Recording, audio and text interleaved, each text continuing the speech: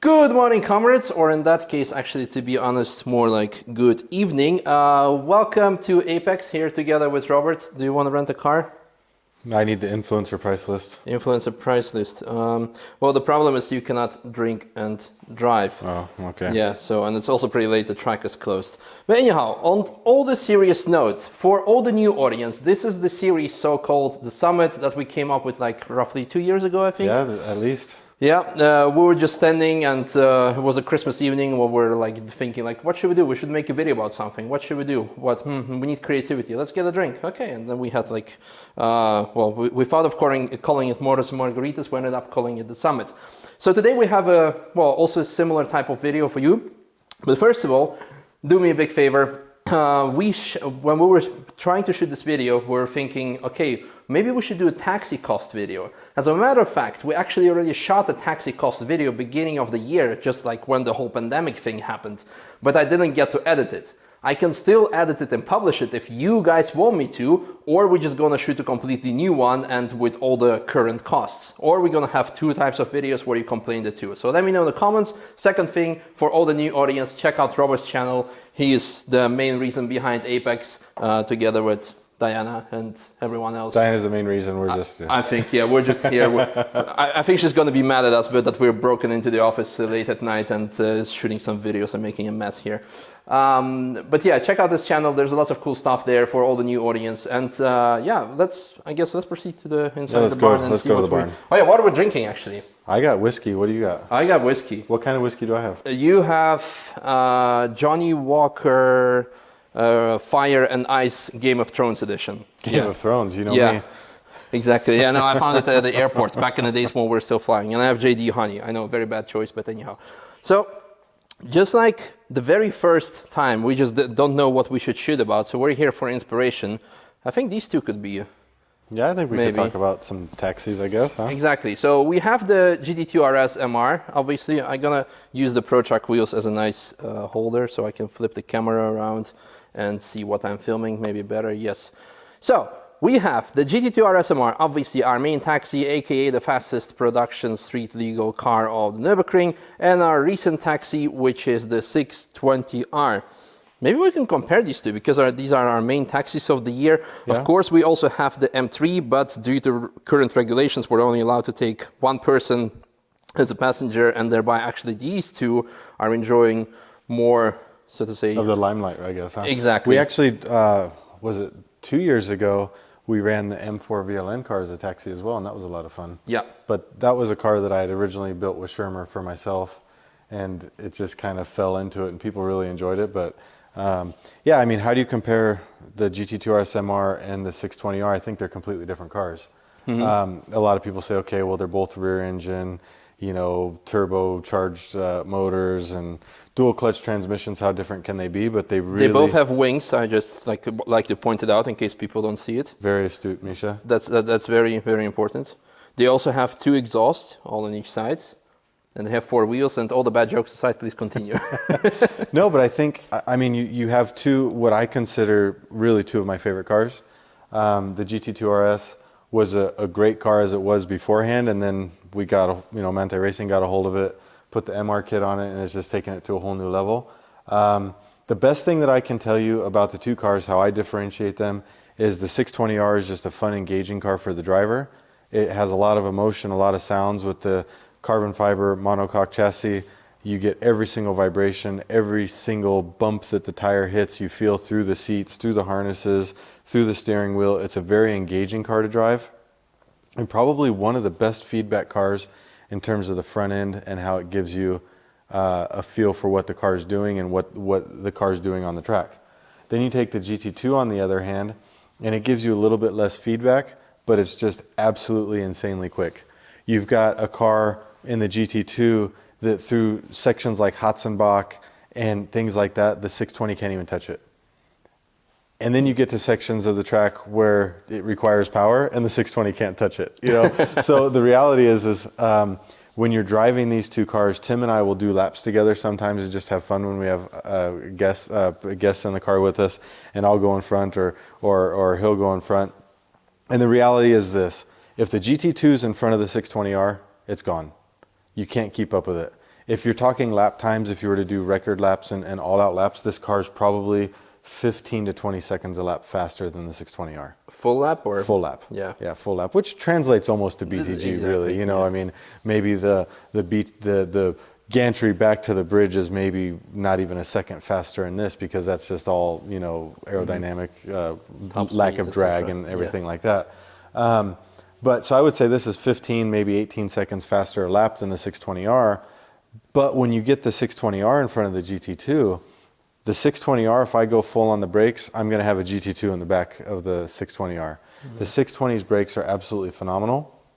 And if I go into, like I was saying earlier about Hatzenbach, or different back and forth, I said that the mechanical grip of the GT2 makes it actually faster through the turns, but the way that the 620 is nimble and lightweight, and how it can actually do weight transfers and direction changes, will let the 620 actually get a little bit of a jump on the GT2 in those immediate direction changes. Like I said, the 620 is getting a bit of an advantage because it's actually held up the GT2 a little bit, so it's lost some of its momentum. So it's almost not a fair comparison, because the GT2 truly would be faster through those sections, but it just gives you an idea of how the two cars compare. From, I would say, a passenger standpoint, you're just blown away by how incredibly fast the GT2 is. It's almost hard to explain. You almost have to experience it yourself. I mean, how would you explain it? You've obviously done several passenger laps in it, Misha, but I mean... the first time that you get in the car, it just kind of blows you away. You just experience the top speed. You just think, okay, at some point it has to stop accelerating, but it just like keeps on going, keeps on going, keeps on going. And then the corner grip is just ridiculous, because the first time that we went in this car, we had like kind of a try and buy test drive with Christoph Breuer from Manthey-Racing. Yep. And we went out on a Cup 2 with actual record car. Yeah. And he like, okay, I have thousands of laps of experience in many different cars. But when I sat in that car and he took Cullen Hart, you stay usually completely on the left side and then you turn in late. Starstrecker, you stay on the left side, then you turn in late. You just like, he had such an early turn. I'm like, what the hell? It's a completely different line with so many corners. It's just completely rediscovering the track and car's abilities. It's just like mind blowing, even like for me, who had quite some experience with different things. So it is really something you have to experience. It's hard to describe. And yeah, that's my take on it. I think the GT2 really does transform what's possible in a road car. The speed that it can take, the power that it has, but at the same time, the controllability. You know, I took Max out for a lap, and I think at the time he was 6 years old, and we went out and we did a relatively quick lap. And I went back and looked at the lap. I was like, my gosh, it was easy. You know, it was actually easy to go at those speeds, and I was actually surprised at how quick it was. But you know, the car will do another minute faster without even batting an eye. And the cool thing about this car is we're over 30,000 kilometers on it now. And it has been absolutely bulletproof. Mm-hmm. And that's something that I do have my concerns with the McLaren. I don't expect the McLaren to make it to 30,000 kilometers on the Nordschleife and have as few problems as the GT2 has. Yeah. I mean, the biggest things that we've had with the GT2 would be like the corner lamp fell off, you know. and that was because you can see the clearance here. It was, you know, just the tire hit it somehow and took it off. I mean, I think that's probably the biggest issue that we've had with the car. And if that's the biggest problem you have with over 30,000 kilometers of literally hammering on the car on the Nürburgring, Tim doesn't drive this car slow. Mm-hmm. You know, he's out there flying every single lap, and so I'm really impressed with it. It obviously doesn't have the MR wheels on it right now. I wanted to say that because a lot of people are going to comment what's happened with the golden wheels. The golden wheels with the Aerodisc are there. Those are the wheels that we run the Cup 2 tires on, or Cup 2R on track days. These are our dry wheels, but since we're in October and it's raining a lot this week, and today has been raining and tomorrow will be raining, the car currently sits on black set of rain wheels, which are wrapped in the Michelin PS4 S tires. So that's the short explanation. What I think is really cool is that it looks sick even on these, you know what I mean? Yeah. So it doesn't matter what wheel it's on, the shape of the car with the big, you know, a lot of times I give supercar owners or any type of car owner a hard time because we do stuff just to make it look cool. Yeah. You know, and honestly, if you're not a fast driver, you don't need an MR kit, but you might want one because it still looks badass. Even with black wheels, exactly. So I think the increased wing risers and the little flicks and then the wheels with the aero discs on them and everything, it really makes the car stand out. And every time I look at the car, like when you're not around the car all the time, you think, oh, it's just a GT3, with a turbo motor. But when you actually get around the car and you look at it, you really do appreciate it. It's a special car. Mm-hmm. It really is a special car. Yeah, absolutely. No, like you said, it stands out. And actually by now, it's almost over a year by now not yet a year, because I believe in November the MR package has become available for purchase. By now you have many MRs, well, relatively speaking, many MRs. We have lots of friends lapping the Nürburgring, also people from UK coming over. I'm really happy to see with how it's gone for Manthey-Racing the last year. They've sold a lot of kits on the GT2s, a lot more than I expected, not because it's a bad product, but because you only have so many people that are tracking the cars. Yeah. But they've come out of the woodwork. Exactly. People that are running not the fastest times, they're in the 8 minutes and they just say, I want a more stable car. Yeah. I want to drive my car safer and more reliable in terms of me as a driver having a connection with the car. They're going for it and they're saying, I'm not going for all-out lap time, I'm just going for driver friendliness and capability of the car. And so you're seeing such a wide range of people taking it. It's really cool. Exactly. And what I wanted to say is that you referred to its appearance, and now you have so many MRs actually here at the Nürburgring. You don't see them anywhere in the world, so many of them. And sometimes occasionally you see just a casual GT2 and you're like, what's this? Is this a Carrera? I'm like, oh no, this is just a stock GT2. Yeah. That's how they look like without the MR package. Yeah. No, but they've just done such a great job with this car, and I'm really happy with it. You do have to get used to driving it. For me, it's a car that I don't really drive as taxi much. I'll go out and go myself, but to be honest with you, the reason I don't drive it in taxi as much is I'm nowhere near as fast as Tim is in it, so the customer gets a better experience. I have to reprogram my mind as to how to drive this car, because you can't drive this car the same way you drive the McLaren. Mm-hmm. It's got so much weight in the back, right? And the way I drive the McLaren is I trail brake really late with the differential that it has, or lack thereof. And you trail brake really late and swing the car around and you do this, and it takes me 3 or 4 laps to get my mind back around, oh wait, you can't do this.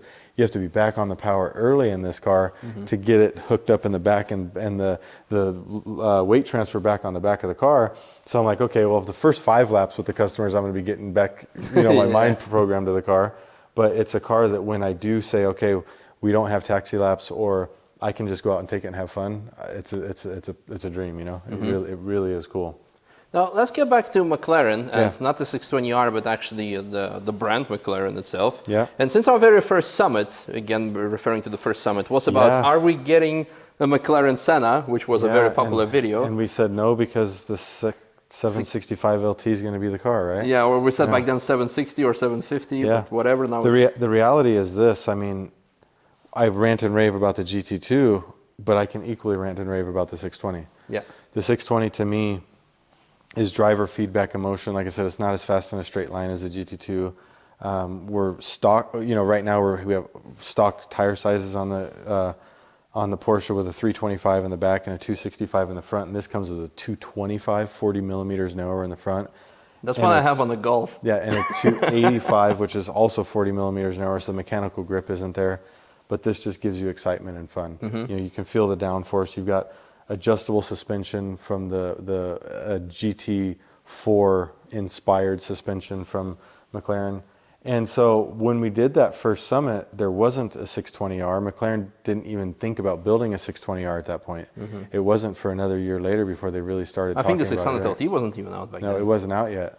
And so it wasn't for another year before they started thinking, okay, well, maybe we should do a more track-oriented car. Mm-hmm.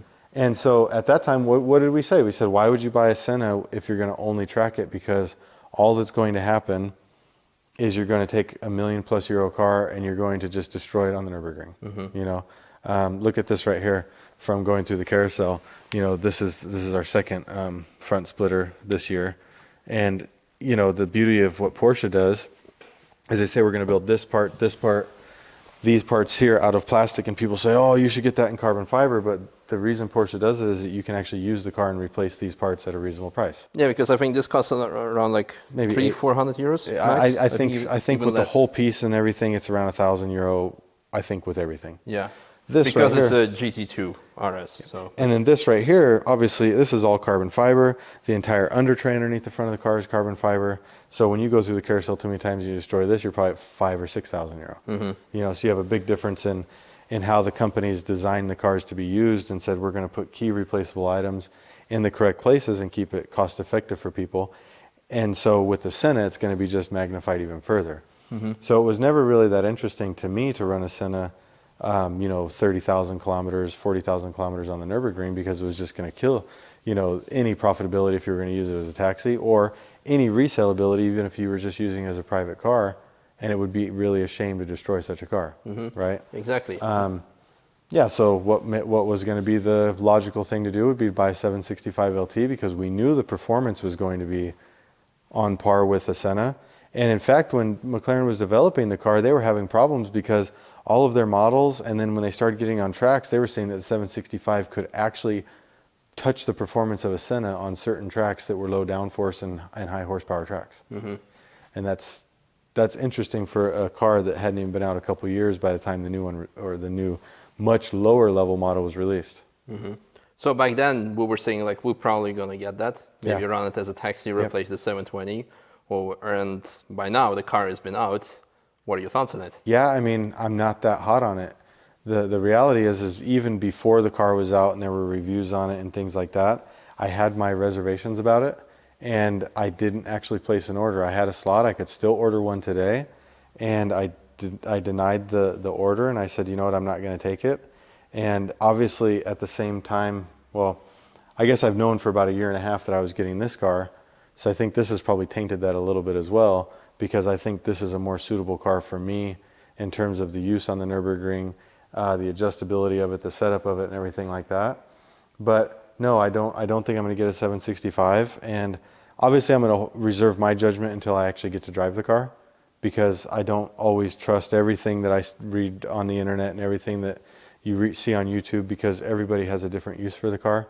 One guy that's doing YouTube is going to go get it and he is going to drive it, but he's a guy that might do only GT driving, right? There's another guy that doesn't even know how to drive that's going to go get in it, and he's going to tell you what he thinks. So I definitely am not going to base any opinions on what I've seen so far. But I will take the opinion of some of the guys. Maybe they've already had a LT or different things like that. I'll take their opinion on it. But I need to drive it to really make my full impression. But to make it happen, make sure to subscribe to his channel so we can make Robert Tier 1 media. I need to be Tier 1 media. Yeah. The backstory is that McLaren denied me to get a 600 LT Spider for a road trip to Italy because I wasn't Tier 1 media. Yeah. So you guys got to like my page and subscribe, do all that stuff. Yeah.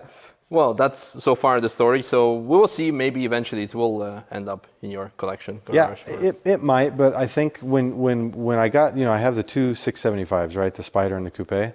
And when you went from a 650S, I had a 650S, and the design of it, the look of it and everything, when you went into the 675, you felt like you were in a different car. You really did. It wasn't even that it was different Senna seats. I mean, because that's like the golden ticket to upgrade a car now, is you go from a pole position that's branded as McLaren up to a Senna seat, right? And now they're still called Senna seats. But on the interior of the 765, all I'm seeing is a Senna seat and the exact same interior. You don't have a major feel. Yeah, McLaren didn't do a ton of stuff in the 675 to make it feel different, but it did feel different for some reason. Even taking the air conditioning controls off of the doors and putting them into the infotainment center, little things like that just made it feel different and made it feel more special.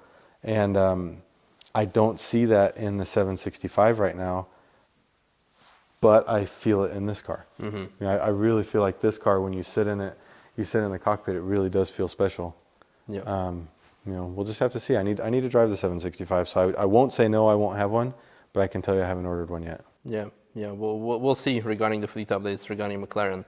And finally, I mean, the video is already 20 minutes, so we can wrap it up. But first, I mean, we discussed the GT2, we discussed McLaren. I mean, this does not need, we can discuss it for hours, but when I look at this and this, they're both Team Sherman cars.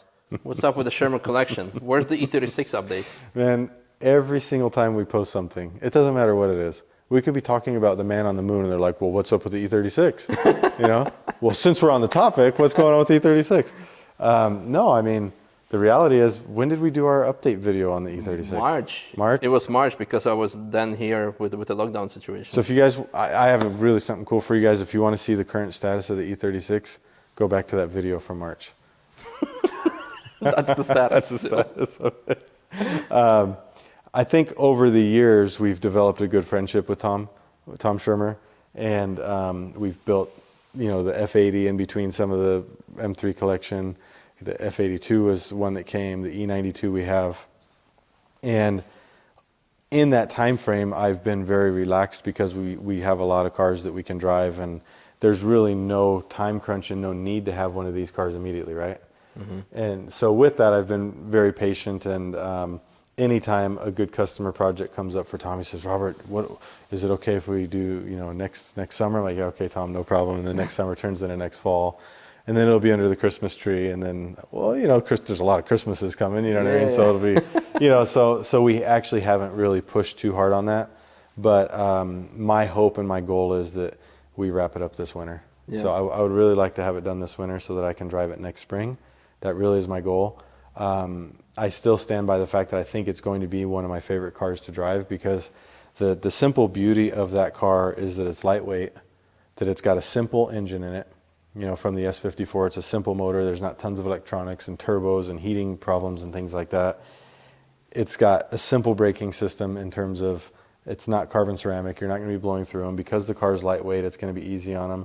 So I think it's going to be a car that's very reliable, that you could go out and do 20, 30 laps a day on and not be constantly worried about, is something going to vibrate loose? Are you going to be depreciating a very expensive car by just driving it so much on the Nürburgring and everything like that? It's something I'm really excited to drive. Yeah, well, I'm excited to see it. Thank you very much for this insight. I think we're going to wrap it up here. We still have a couple of drinks to finish. I got to go find mine. Yeah, where did you leave yours? Oh, it's on the working bench. Yeah. So together with the, what's it called? The torque wrenches? No, still the things from... Yeah. Oh, that one doesn't even spin. Yeah. That's how bad Robert Kubica... Yeah. Okay, so these ones are okay-ish. Yeah, but this one is toast. Yeah, it's done. All right, guys, I'll sell you these if you want them for your M4. Oh, yeah, maybe we should do a giveaway, actually. Yeah, that would actually be pretty cool. Yeah, they're cool. Yeah. People can make like a clock or something, I don't know, or like a spinning bar table. So if you guys go to the next Team Schirmer post and tell him Robert needs his E36, and then screenshot that, send it to Misha. No. Not Diana. Don't send it to Diana. Where are they going to send it to me? Send it to George on his Instagram, and he can... Oh, he would be so pissed. Yeah. How about this? You don't need to get one of these hubs here. Just come to Apex and pick them up. You don't need to prove anything, but you should still go tell Tom Schirmer that he should build the E36 because you guys want to see it. Yes. And the first 4 people to come and get a hub, come get a hub. Yeah, exactly. Come to Apex and pick them up. And have a nice hoodie. You want to buy a Polestar? I do want to buy a Polestar. And I'm going to buy a Tesla. Yeah, and then we're going to race. So we're going to have... What are you going to show? I want to show them the car that I want to get. Oh. Yeah, this thing's pretty cool. I mean, we're in the day of internet where they could just go and look it up, but I think this thing's pretty badass myself. I think it's one of the best looking electric cars that I've seen so far, actually. I agree. Let's see, here we go. Yep, the Polestar Precept. Yep, I think that's badass. It is absolutely. So they released it, I guess, as a prototype. Yeah. And then concept, and then so many people said, "Oh man, this looks really cool. You should build it." And even if you go through the old Polestar DMs and stuff, or comments like, "Nope, this is just a concept. This is just a concept. We're not building it." And a couple of weeks ago, they said, "Okay, we're going to build it." Yeah. So I think that's probably the first electric car I'll get. Yeah. I really think it's cool. Awesome. I'm looking forward to that. Yeah, check out the interior of it. It looks like what's the Koenigsegg, the 4-seater? Gemera. Yeah, with the bucket seats and everything. Yeah. It reminds me of that, and I think it's really cool. Yeah. So that would be cool. Well, cheers to that. Cheers to the future. To the future. Cheers. And you all also cheers, and see you guys next time at the Nürburgring. And come by for some hubs or some laps in the 620 with Robert. Yeah. And speaking of which, finally, since we're always in such a good mood and with a bit of alcohol, giveaway mood, or well, not giveaway, but let's say, can we do a combo deal if people want to book the GT2 and the 620R? Sure. This is normally $299. This is normally $399 because it's kind of a special limited edition thing. Why don't we do €550 for both? It would normally be 700. Wow, yeah. Does that seem reasonable? Definitely. Yeah, let's do that. 550 for both. Perfect. Yep. Well, see you then. Thanks for watching. Bye.